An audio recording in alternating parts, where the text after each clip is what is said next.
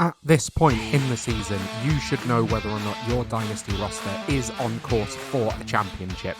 But there have been so many injuries recently that you should be looking to be proactive and make moves that can help you win that title. In this video, I've got 4 moves that you can make on a contending roster to really gun for that championship and bring home the money. Let's get into it. Let's start at the quarterback position, and Geno Smith has been on an absolute tear this season. He's currently the QB8 on the year. He leads the NFL in passing yards, and he has a higher points per game than Caleb Williams, CJ Stroud, and Patrick Mahomes. Although most quarterbacks have a higher points per game than Patrick Mahomes at this point. He is on an absolute tear with the new offensive coordinator coming from Washington, being used to having 3 good wide receivers, and Geno is able to absolutely shred defenses. He is one of the most fun quarterbacks to watch in the NFL with the way he's playing this year, but it feels like that's going a little bit under the radar because he's not as sexy a name, but he can provide so much value to your roster in Dynasty for the rest of this season, and I think he's quite easily acquirable because of the age. Now, obviously, these are contending buys, so you might be giving up young players or picks for this kind of trade, but Geno Smith is a prime trade candidate as a veteran that you don't have to pay too much for because his QB8 current season is going a little under the radar, but as a QB2, if you're potentially struggling, he is going to provide so much value to your Dynasty team for the rest of this season at least, and probably for a couple of years beyond that.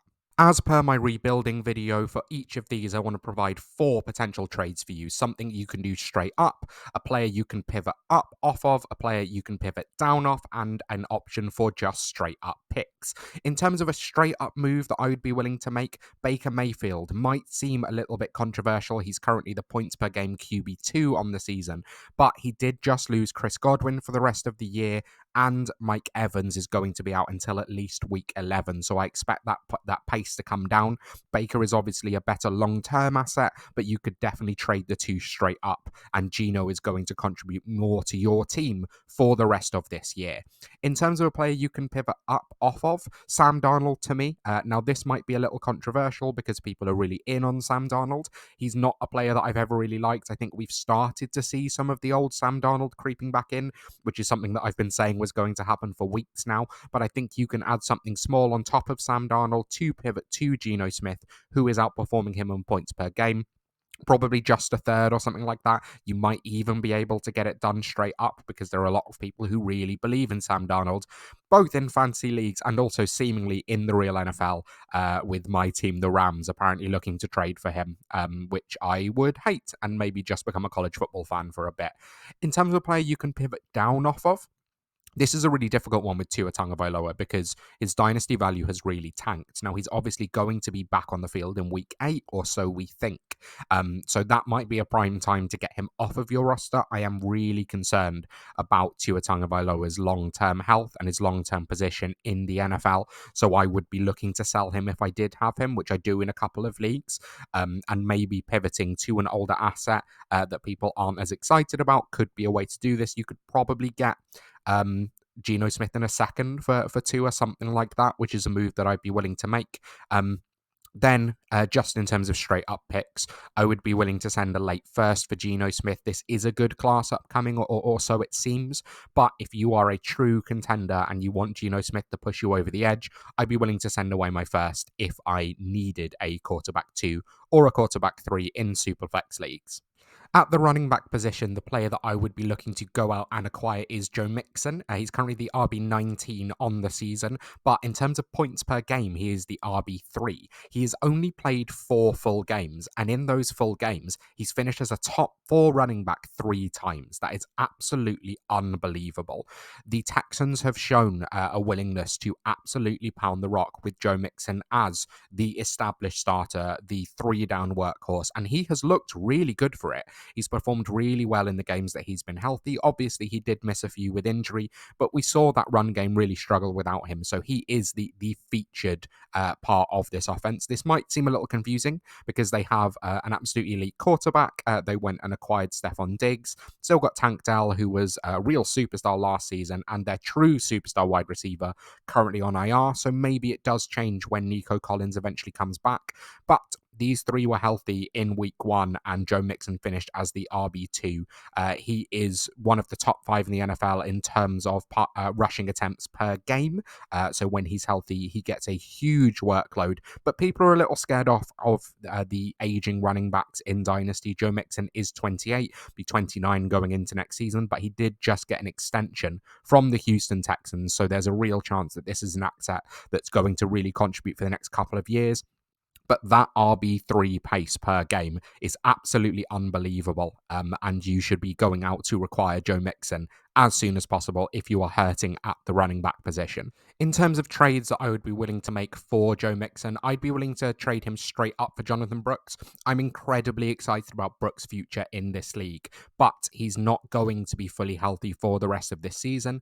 And the Panthers have shown that they can run the ball effectively with Chuba Hubbard. I don't believe he's going to go away immediately. So if you are contending in Dynasty, I think you can trade away Jonathan Brooks straight up for someone like Joe Mixon.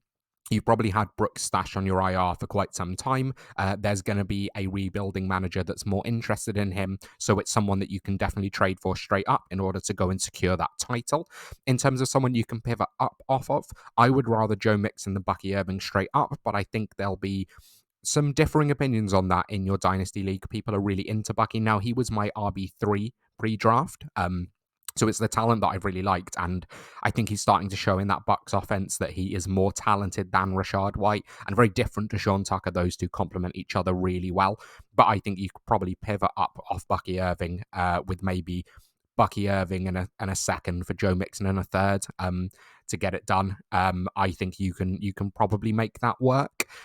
Then someone I would pivot down off, Jonathan Taylor. Jonathan Taylor is only actually a year or two younger than Joe Mixon and is not performing to anywhere near the same level. He's barely been healthy in the last couple of years. That offense is really stagnant with Anthony Richardson at the helm. So actually, if you could trade Jonathan Taylor for Joe Mixon and a second, I think you're going to get some more draft capital, but also you're going to get someone who's going to contribute more to your team for 2024. I'm really uncertain about Jonathan Taylor as an elite running back in the next couple of years, just because this offense really doesn't look great. Then in terms of picks, this was quite a hard one. I've said a mid-second. I think it probably takes a little bit more. Probably an early second could get it done if you're obviously trading with a rebuilding candidate. People are so desperate to get older running backs off their roster. Now, in season is the worst time to trade for them, but people don't like hanging on to running backs as they reach the age 30 cliff.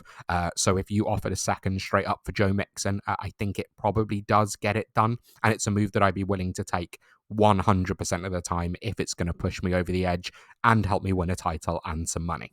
If you are enjoying this video and you want to see more, please consider liking and subscribing. But below, I am only 20 subscribers away from 200, which is absolutely unbelievable. I got some really good feedback on the first Dynasty video that I put out, so it's going to be an ongoing feature on my channel, as well as the waiver wire episodes and some of the sleepers of the week. So if you want to see more of that, if you want to see more content, please consider liking and subscribing below.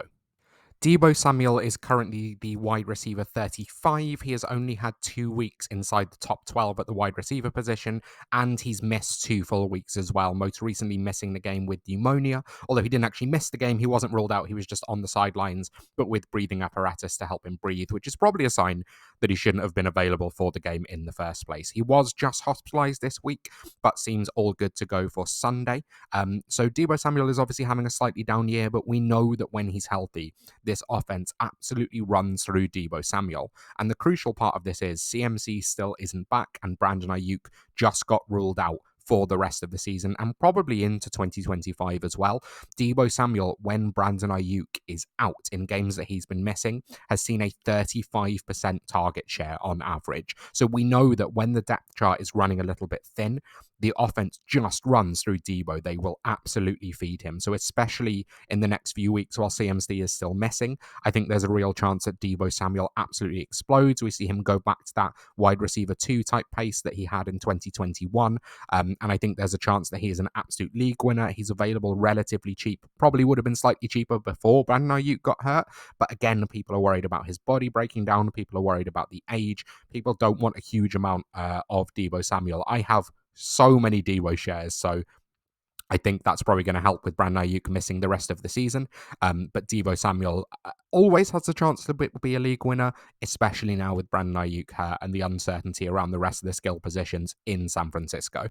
In terms of trades, this first one might be a little bit controversial, but if a rebuilding roster has Deebo Samuel and you as a contending roster have Brandon Ayuk, you can trade them straight up. Brandon Ayuk, obviously, probably the better long-term asset. Deebo Samuel going to be better right now. I think their value is probably about the same with the recent injury to Brandon Ayuk, so this is definitely someone that I would be looking at. Obviously, your roster is going to be struggling in the wake of the Brandon Ayuk injury, so looking to replace him straight up for the guy who's going to thrive in his absence, I think could be a really strong move.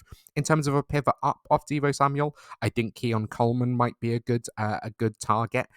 He's someone that obviously had a career day last week, going for over 100 yards and coming so close to a touchdown. He was just the length of his toe out of bounds, which was such a shame.